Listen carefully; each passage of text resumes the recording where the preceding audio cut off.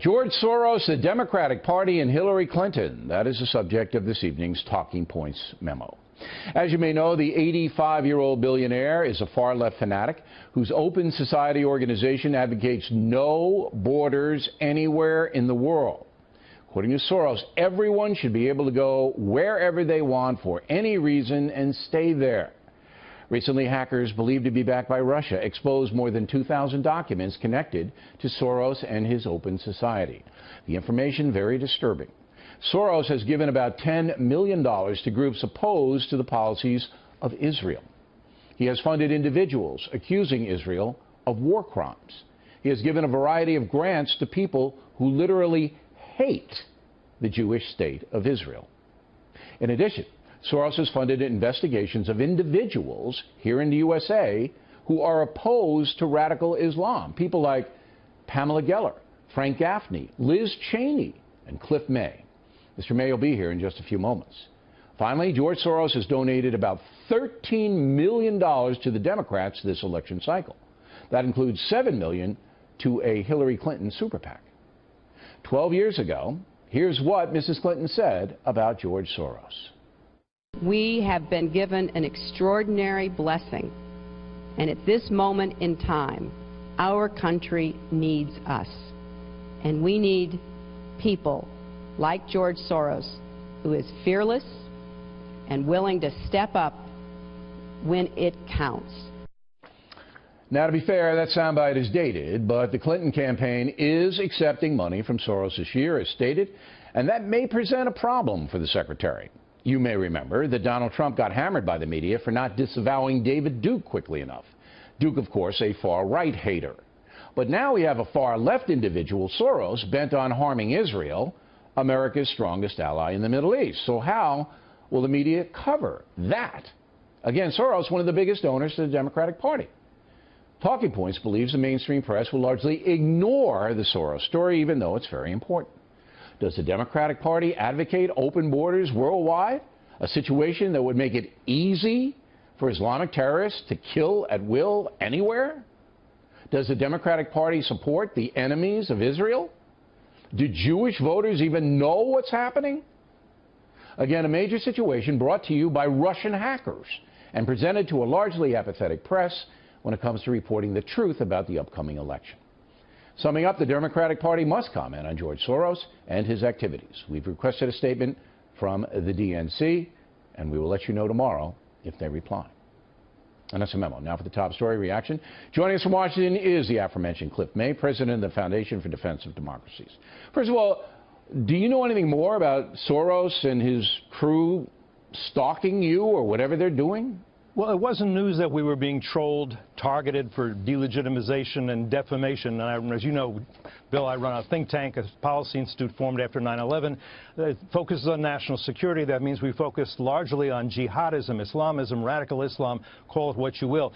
We knew there were these various individuals on Twitter. They were tweeting against us. They were publishing articles, mostly in left-wing journals, about us, trying to dig up dirt on us. What we didn't know until last weekend was that George Soros was giving them hundreds of thousands of dollars in order to do this. That came as a surprise. All right, so they're paid assassins to try to get you and the other people we mentioned.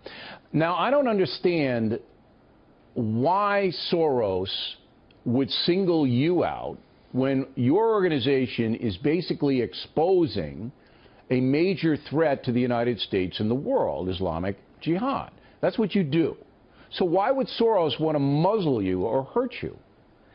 You know, this was worse 5 years ago than it is now, but it's not over. There are a lot of those who think, look, this is violent extremism. It has no relationship whatsoever to Islam. You can't even talk about that. If you say, look, not that we have a problem with Islam, but I would say we have a problem with movements within Islam, then you must be an Islamophobe. And I don't mind if people want to debate me, argue with me. People come on your show and debate. It's very edifying. It's very entertaining. But what they want to do when they call you an Islamophobe is they want to shut you down. They want to get you out of the debate. It's like a homophobe or a bigot, a racist and all that. But why does he want to shut you down? Is George Soros loony enough to think that an open border world, a borderless world, where ISIS could move wherever they want with any problem, is a safe world, is a good thing? Is he that crazy?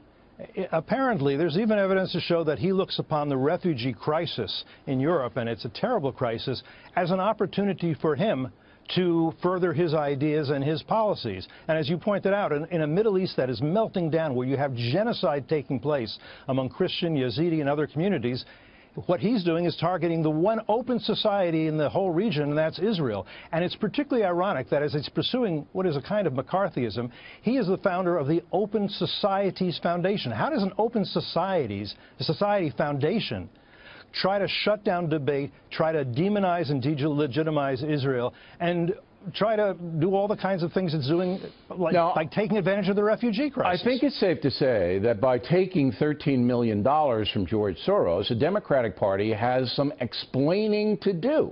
Do they not?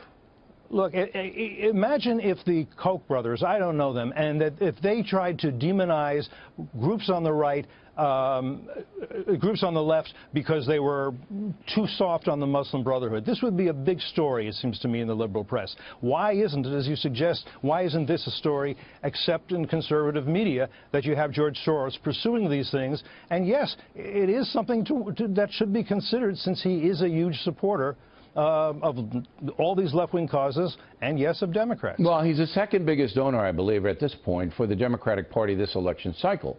Yet, as you pointed out, and we're not a conservative show, as you know, Mr. May. I mean, this is a really interesting story.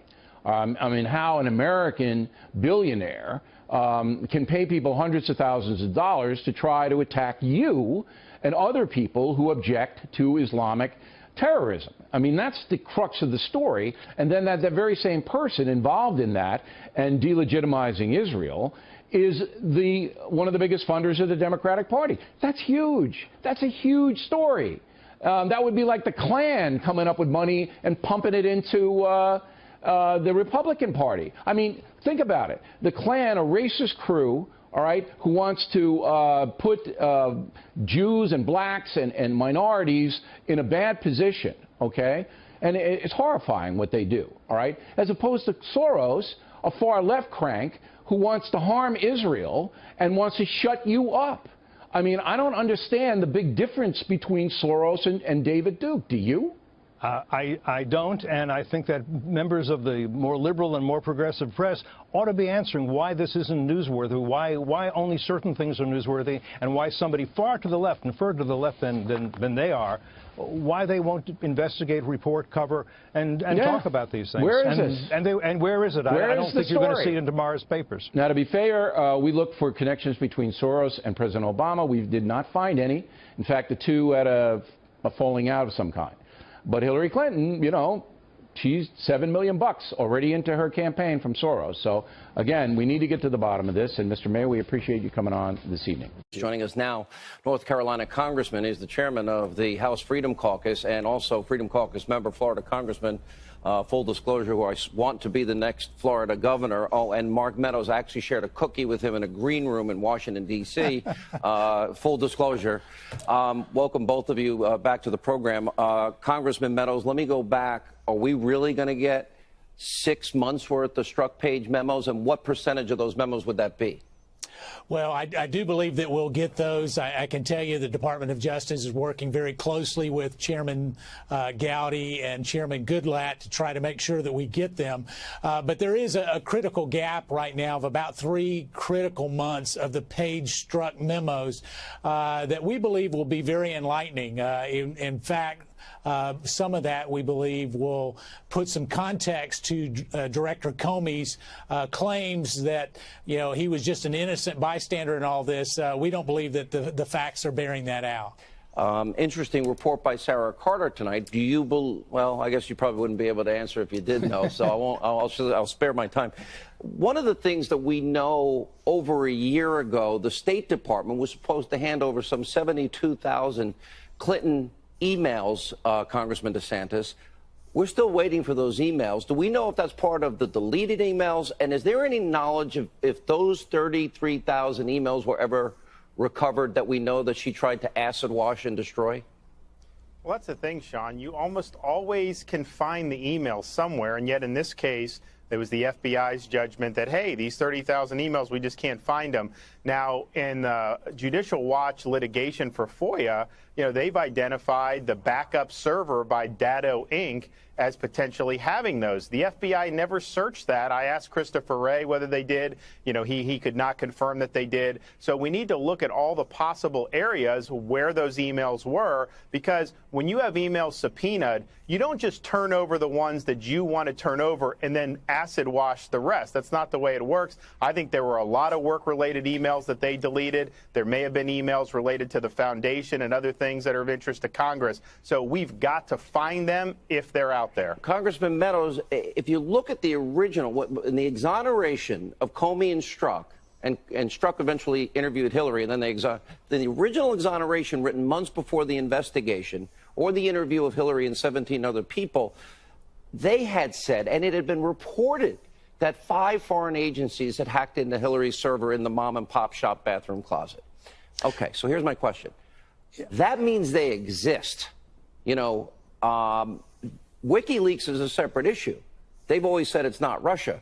But if James Comey's original piece said these entities had hacked into it, that means other countries likely have them. So wouldn't it mean we'd be able to recover those emails? Because I don't believe there's 33,000 emails about any one wedding, funeral, or yoga that exists on this planet. Well, you don't believe that. I don't believe that. And more importantly, the American people, Sean, don't believe that, because as we look at 30,000 emails, getting rid of those, isn't it interesting that there may be more foreign governments with Hillary Clinton emails than Congress or those who are going after it? I just find it just inexcusable. And so as we look at this, the bigger picture really right now is, are we going to get to the bottom of it? I can tell you that the people I have the privilege of serving said it's about time that we get to the bottom of it, and I think that the coming days will provide a lot of fruit. It's amazing how everything has backfired and is boomeranging. Both of you have done a phenomenal job. The American people deserve to get the truth on emails, about fixed investigations, about FISA abuses, about Hillary paying for a dossier full of Russian lies. We need to get to the bottom of all of it.